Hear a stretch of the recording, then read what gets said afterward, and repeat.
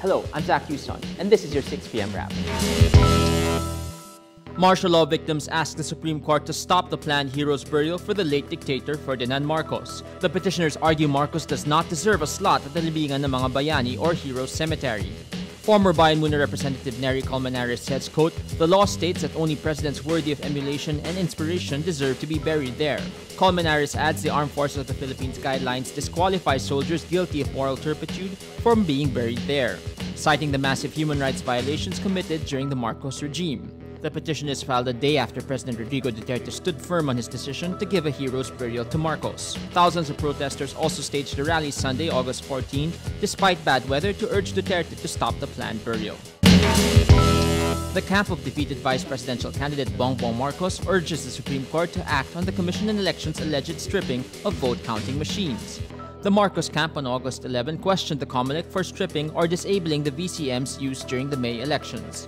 The stripping activity was based on the Comelec resolution signed on July 12, the same day the SE ordered the poll body to protect all election paraphernalia related to Marcos' election protest. The Marcos camp is also requesting action on the reported harassment of their witnesses for its election protest against Vice President LENI Robredo. A section of the 7.1-kilometer Ninoy Aquino International Airport Expressway will open within the first 100 days of President Rodrigo Duterte's term. Public Works Secretary Mark Villar says the government is, quote, "in the process of doing safety checks." The airport expressway is expected to decongest traffic around the different terminals of the airport.